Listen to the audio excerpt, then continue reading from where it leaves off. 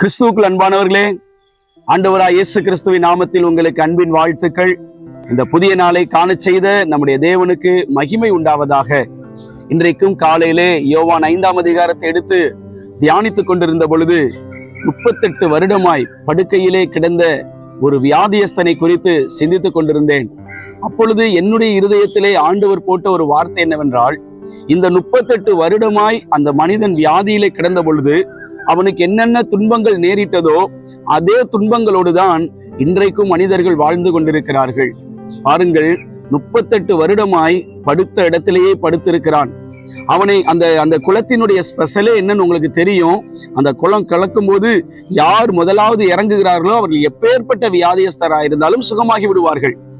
38 × 365 எத்தனை நாட்கள், எவ்வளவு மணி நேரங்கள் படுத்த படுக்கையிலேயே கிடக்கிறான். அவனுக்கு இந்த உலகம் யாருமே உதவி செய்ய முன்வரவில்லை. என்ன காரணம்?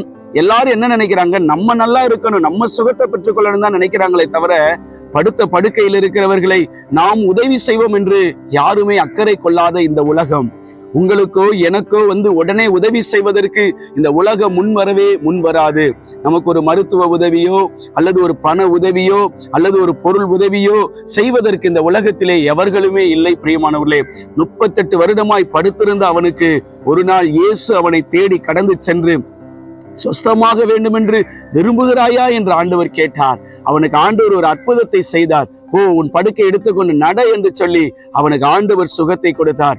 இன்றைக்கும் அருமையான சகோதரனே, அருமையான சகோதரியே, அன்பு மகளே, அன்பு மகனே, இந்த உலகம் உங்களுக்கு உதவி செய்யவில்லை தானே? பல ஆண்டுகள் ஆகிவிட்டது. உங்களுக்கு ஒரு உதவி செய்யவோ, ஒரு ஆலோசனை சொல்லவோ, உங்களுக்கு ஒரு நன்மை செய்யவோ யாரும் இல்லாத ஒரு நிலைமை இருக்கலாம். நிச்சயமாக இயேசு உங்களை தேடி வருவார். நீங்க எதிர்பாருங்க, உங்க வீட்டுக்கு இயேசு வருவார். உங்கள் உள்ளம் தேடி, உங்கள் இல்லம் தேடி நம்முடைய கர்த்தராகிய இயேசு கிறிஸ்து வருவார். படுக்கையில் இருக்கிறவங்களை தட்டி எழுப்புவார். சோர்ந்து போய் இருக்கிறவங்களை தட்டி எழுப்புவார். வேதனையோடு தனிமையிலே வாழ்கிற உங்களுக்கு ஒரு அற்புதம் செய்ய இயேசு வருவார். மறக்காதீங்க, இயேசு உங்களுக்காக ஒரு அற்புதத்தை இன்றைக்கு செய்ய போகிறார். ஜெபிப்போமா? எங்களை நேசிக்கிற எங்கள் அன்பின் நல்ல பிதாவே, இந்த நல்ல காலவேளையிலும் கூட மனம் உடைந்து போய் சோர்ந்து போய் யாருடைய உதவியும் இல்லாதிருக்கிற எங்கள் அன்பு பிள்ளைகளுக்கு கர்த்தர் காலையில வேளையிலே ஒரு அற்புதம் செய்தருளும். இந்த நாளிலே ஒரு அதிசயத்தை காண பண்ணியருளும். அவருடைய படுக்கையில ஒரு சுகம் உண்டாகட்டும். அவர்களை எழுந்து நடக்க செய்யும். எங்கள் ஜெபத்தை கேட்ட தேவனுக்கு நாங்கள் நன்றி செலுத்துகிறோம்.